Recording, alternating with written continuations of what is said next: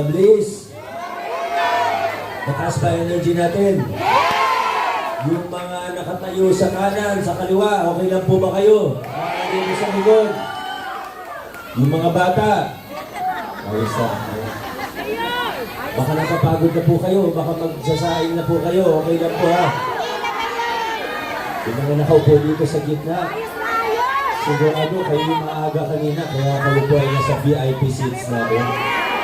Maraming salamat sa sobrang init na pagtanggap sa GD ng Pasig. Hindi ko na po babatiin ng isa-isa yung mga ibang kasama natin. Batiin ko na lang po ng lahat ng mga kasama natin na Tita Tess ang pangalan. Ano? Dati ko po lahat ng Tita Tess dito.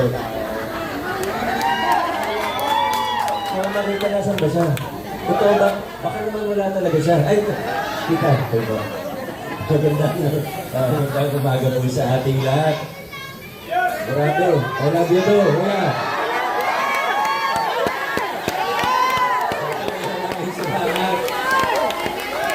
Mga kaibigan, Lunes ngayon, di ba?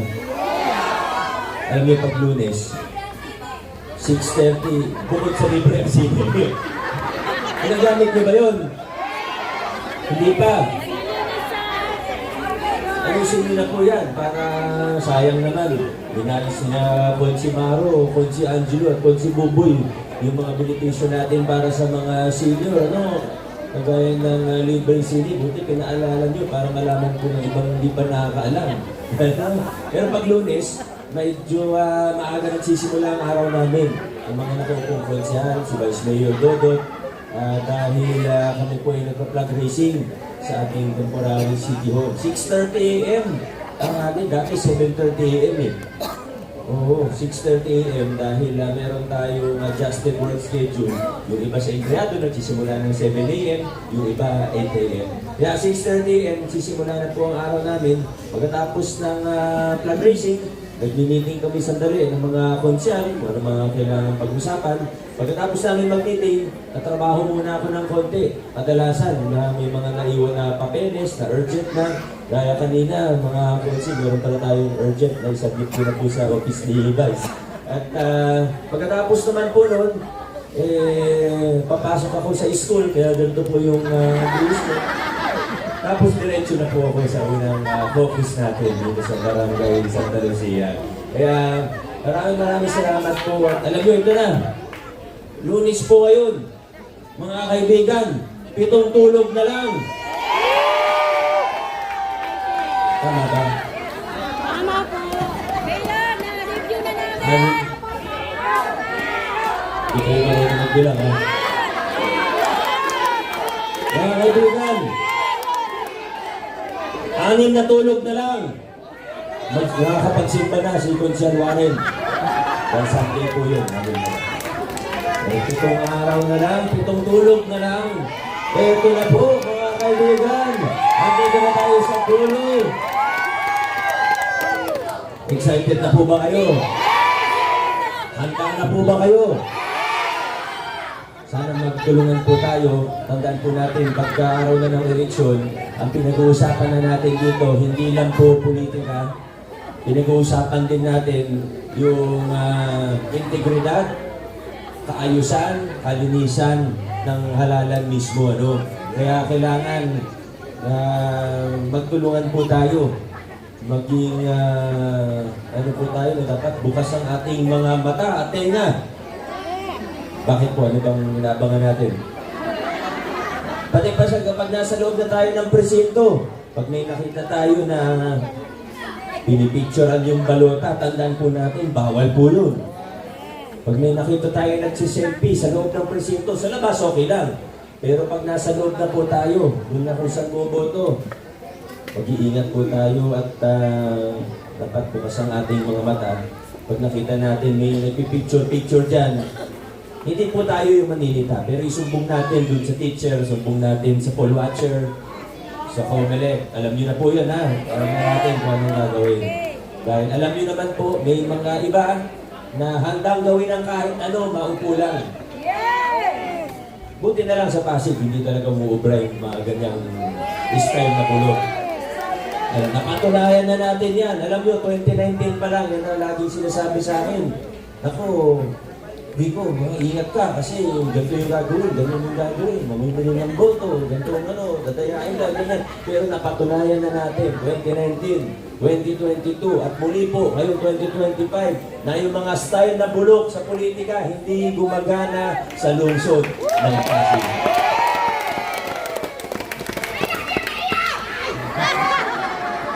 Alam nyo, nabanggit ko na lang din yung lumang kalakaran sa politika at malapit ng eleksyon, sa eleksyon mismo.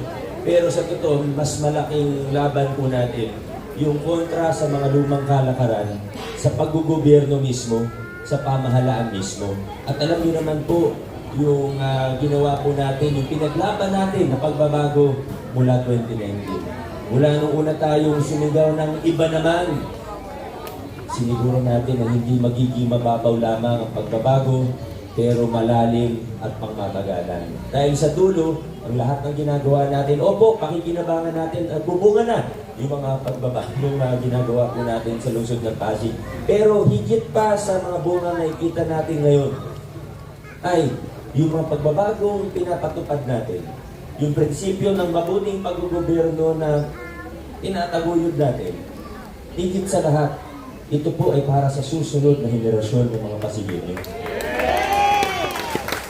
Opo, marami tayong achievement, marami tayong nagagawa. Nabanggit kanina yung iba sa senior, pati yung siguro isa sa pinakamalaki na ginagawa natin para sa senior ngayon, yung ating expansion ng local senior pension. Alam po natin yun, di ba? Local senior pension. Medyo bago pa lang po yung programa, wala pang 3 taon yung local senior pension. Pero ngayon, nag-i-expand na tayo. Sinasama na natin ngayon, hindi lang yung mga walang pension na SS, kundi pati may mga maliliit na SS hanggang 4,000 pesos, qualified na rin sila sa local senior pension natin. Pwede na natin banggitin yung sa scholarship program natin, yung mga pagbabagong ginawa natin sa scholarship. Dati, maraming requirement, pati yung attendance sa iba't ibang parada, iba't ibang event, tinanggal natin yung ginawa natin mas simple, at mas importante pa rito, dinamihan natin ng bilang. Nagsimula tayo, 11,000 scholars, ngayon nasa 25,000 scholars, may pag-asa scholarship program pa po tayo. Iba't ibang proyekto ng ating pamahalaan, hindi ko na siguro kailangan isa-isa dahil dapat, alam niyo po yun, bilang mga mamamayang Pasigino. Sana ay updated tayo, sana binabantayan po ninyo ng maigi ang ating pamahalaan. Kaya nga natin binuksan ng pamahalaan noong 2019. Sa totoo yan, isa sa pinakamalaking reforma natin. Ngayon, kitang-kita kung saan dinadala ang pondo ng ating lokal na pamahalaan. Hanggang sa huling sentimo, wala kami pwedeng itago dahil binuklat natin ang mga libro ng City Hall. Kitang-kita nyo po kung anong ginagawa, kita nyo po kung anong kalakasan, kahinaan, hindi pinagtatakpan. Kita niyo po kung ano yung magandang nangyari, kung nagkaroon ng konting pagkukulang, bukas na bukas ang inyong pamahalaan ngayon. Hindi po kagaya ng dati. Ito, sino naman dito matagal na nakatira sa Pasig? Simula 1963. Aba, 1963. Ibig sabihin, ibig sabihin, naabutan niyo pa po yung City Hall na 3 palapag pa lang. Kung naabutan niyo po, nung pinapagawa po lang po siya. Pero siguro, baby pa po kayo nun. Hindi nila maalala. Pero naalala niyo po. Naalala niyo po yung dati, 3 floor. Sino po sa inyo? 3 floor. Naalala niyo? City Hall noon. Naalala niyo po. Naalala niyo pa po yung octopus. Yung kabibi. Ayan. Mga naalala ng mga senior natin. Pero ito po, tanong po sa inyo. Diba, ginawa po 8th floor ang ating City Hall. Kung matagal na po kayo nakatira sa Pasig, ang tanong ko po sa inyo, naalala niyo po ba kung magkano yung pagpapagawa ng hanggang 8 floors ng City Hall? Meron po ba kahit isa sa atin dito na nakakaalam kung magkano yung mga project ng City Hall? Hindi natin, nung araw hindi natin alam. Wala tayong ideya. Pwedeng tama yung presyo, pwedeng mura, pwedeng overprice, hindi natin alam. Wala tayong ideya. Ngayon, mula sa pinakamaliit na project na 5,000 lang ang halaga, hanggang sa pinakamalaking project na multi-billion gaya ng redevelopment natin ng 2 hektarya sa City Hall, alam na alam po natin. Alam natin kung ano nangyayari sa ating pamahalaan ngayon. Bukas na bukas. Ang importante po ngayon sa ating pamahalaan, ang importante rin po na yung mga pagbabago, reforma na nasimulan natin sa ating lungsod. Kung papala rin po tayo, karoon ng ikatlong termino, kailangan ipatupad din natin yung mga pagbabago at reforma na yan hanggang sa level ng barangay. Hanggang sa level ng barangay, kailangan buksan na talaga natin ang ating pamahalaan. Kasi frontliner ang barangay, ang kung tandaan natin. Frontliner ang barangay. Marami sa mga serbisyo sa totoo lang, hindi na dapat city government ang gumagawa. Secondary, tertiary roads, mga, hindi yung pagpapagawa ng kalsada, pero yung maintenance, pati yung drainage, kung kaya ng budget, tingnan natin, di ba? Hindi naman sinasabing na lahat sila ang gagawa. Pero dapat alam natin kung hanggang saan yung kakayahan, kung hanggang saan kaya, anong kaya gawin ng budget natin, anong kaya gawin ng manpower, ng resources ng barangay. Ito po yung isa sa talagang tututukan din natin sa hinaharapan o sa susunod na 3 taon. Ito po talaga isa sa mga kailangan natin tututukan. At masaya naman po tayong ipaalam sa bawat isa na nasimulan na po natin ito sa tulong ng ating City Council ngayon. At ito nga kaya nga po napaka-importante na magkakasama tayo, nagkakaisa mula sa mga opisyalis hanggang sa ordinaryong mamamayan. Alam niyo nung 2019, sinimulan yung mga pagbabago sa level ng city. Ang laki po ng pinagbago. Yung mga kickback, yan yung pinakamalaking source ng korupsyon. Hindi lang sa Pasig, buong mundo, pinakamalaking source ng korupsyon yung tinatawag na procurement. Ibig sabihin, pag may bidding, may na-award na kontrata, may porsyento yung mga opisyalis dun sa kontrata. Pwedeng 20%, 30%. Minsan napapanood ko yung mga speech ni Mayor Magalong ng Baguio. Inukwento niya, minsan lumalagpas na ng 50% yung nababalitaan po niya. Pero ito, yes, biggest source of corruption, pero sa Pasig, natanggal natin yun. Nagawa natin zero, napakita natin na posible. Kaso lang, aminin ko sa inyo, nung first term ko, medyo nahirapan ako. Kasi, ito nga, napakilala natin yung mga pagbabago. Nagbubunga naman, yung mga nabanggit na ibang mga programa kanina. Maraming magandang nangyayari, pero habang may pinapagawa tayo, bigla akong mababalitaan o bigla may magsusumbong. Ngayon, pasensya na, kailangan ko sabihin. Yung isang konsyal, humihingi ng 3% sa kontrata. Ang hirap. Isipin mo, ang dami, ang trabaho, hindi naman madali ang trabaho. Araw-araw, maraming kailangan gawin. Pero okay lang yun, yung trabaho talaga. Kumbaga, mahirap na nga ang trabaho, dadagdag pa itong mga gantong kailangan natin isipin, na kailangan bantayan pa natin yung mga ibang opisyalis, kailangan bantayan pa yung ibang konsyal, kasi baka mapahiya tayo, baka mapahamak tayo dahil sa kanila. Pero noong 2022, binigyan niyo ako ng mga mas maayos at mas matitibay na kasama. Sa 3 taon na sila ang kasama ko, kahit isang beses, wala akong narinig katulad ng mga naririnig ko dati. Katunayan, sila pa ngayon ang nangunguna para ipakilala pa, paigtingin pa yung mga pagbabago na hindi lang sa LGU natin, hindi lang sa city government, kundi para mapalawak pa yung mga pagbabago. Una, syempre, sa City Council. Sa pangunguna ng ating matibay at mahusay na Vice Mayor Dodot Jaworski. At sa pamamagitan ng ating mga konsyal, chairperson po ng Committee on Appropriation, si konsyal po ninyo, galing dito, sa Santa Lucia, Maro Martinez. Ang pumatay kay Delilah. Magkutay ko yun. Ang ginagawa na po ng City Council ngayon, pinapasa sa kanila yung budget ng barangay. Pina-public hearing. Alam ni Kagawad to. Pina-public hearing. Kasi dati, mga opisyalis lang nakakaalam. Kami-kami lang. Sila-sila lang nakakaalam. Ano ba mga item dyan? Ano ba ibig sabihin yan? Ang ginawa ni na Consimaro, ng buong City Council natin, public hearing, open. Pwedeng manood, pwedeng sumilip, pwedeng panoorin kahit sa Facebook Live. Alam ko naman, hindi naman lahat ay may oras para talagang suriin ng budget, di ba? Na himayin siya. busy rin po tayo. Busy rin ng mga ibang kasama natin. Pero, sa totoo lang po, kahit may 10 tao lang na ordinaryong mamamayan na tingnan yung budget ninyo, sa mga 10 tao lang, manood ng Facebook Live, malaking bagay po yan. Tinataguyod po natin yung isang pamahalaan na may pananagutan ang mga opisyalis sa taong bayan. Hindi yung kung ano lang gustong gawin, kung ano. Kaya kasama ang City Council natin, ito na, nandito na po tayo. Kaya sana ngayon 2025, bigyan niyo pa rin po kami ng mga kasama sa City Council na kumpleto, lahat maayos. Huwag niyo po kami bigyan ng, pasensya na sa salita, pero huwag niyo kami bigyan ng lason sa loob ng City Council. Kasi maaaring, yung iba, sa totoo lang, may mga kalaban po kami, may mga katunggali kami, nasa kabilang lineup, baka kahit independent yung iba. Sa totoo, mga kaibigan ko rin po sila.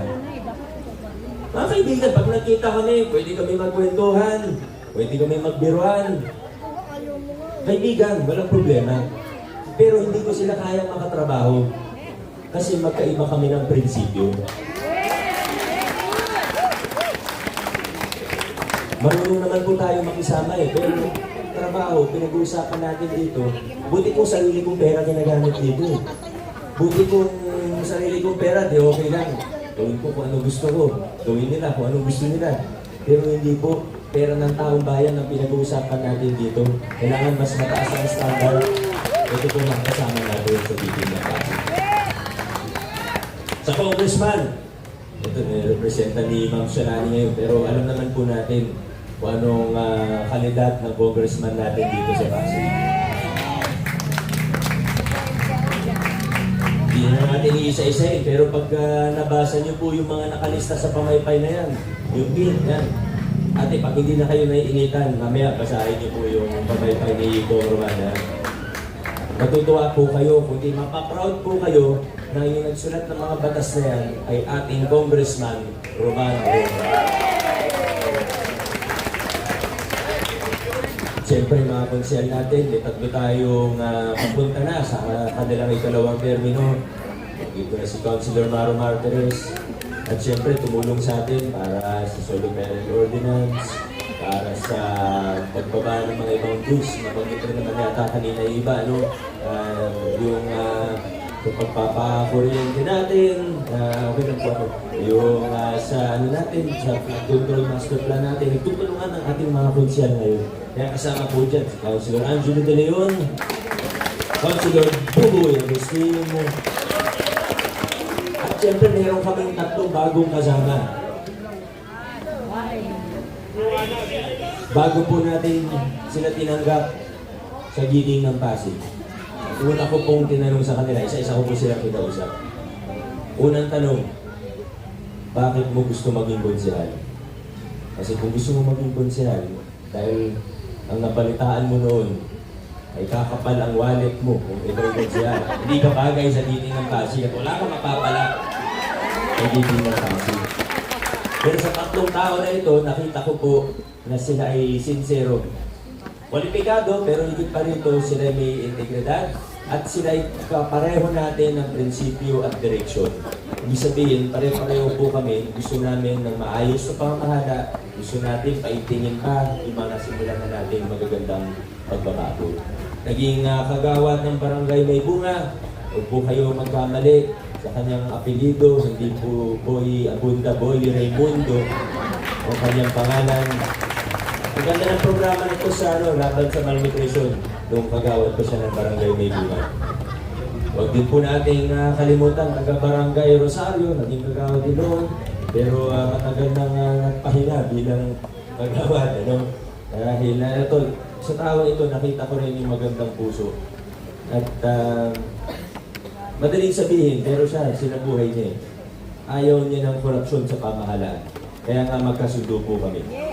Makakatulong sa atin sa larangan ng edukasyon. Marami siyang experience dito.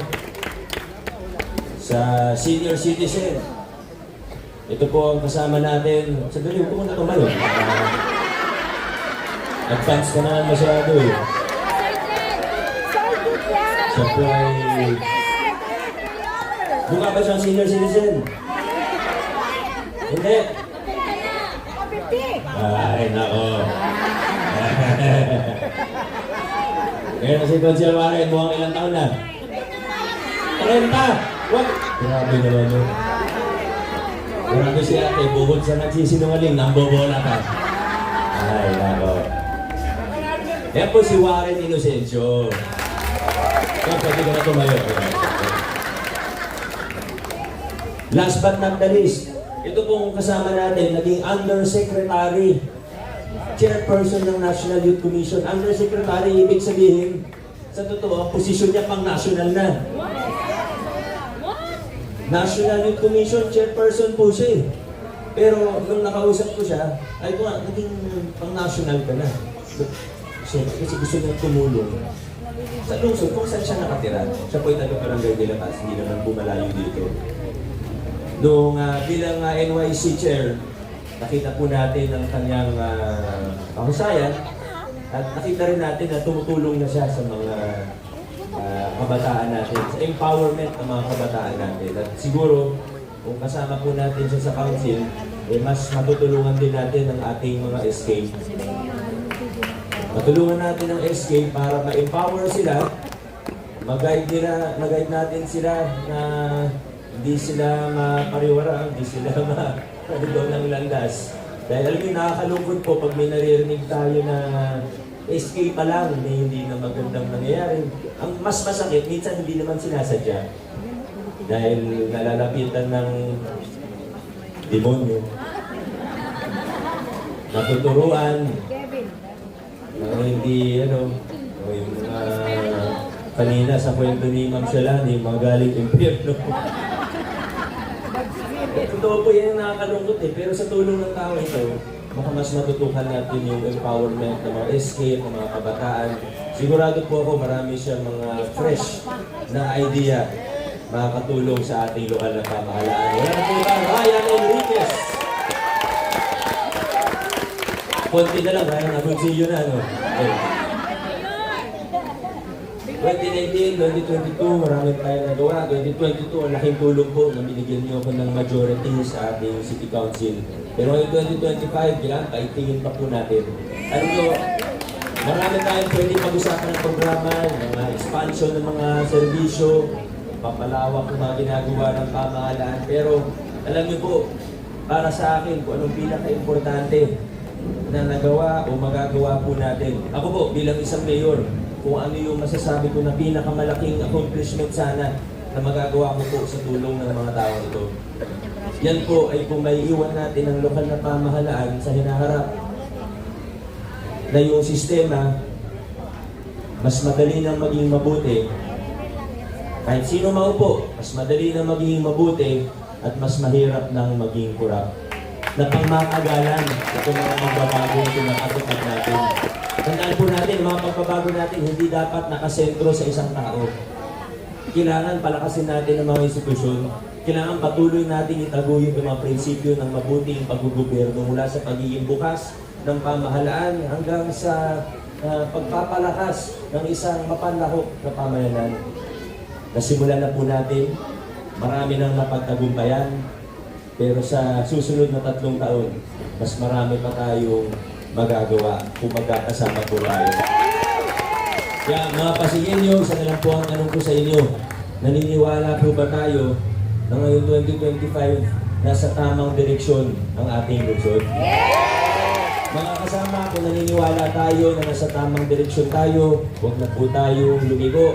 Mas lalong huwag na po tayo mag-U-turn pabalik dun sa mga lumang kalakaran at style na bulok na tinalikuran na natin noong 2019. Mga kaibigan, dire-diretso lang po tayo sa lungsod ng Pasig. Paabante, pasulong. Maraming salamat, Barangay Santa Lucia.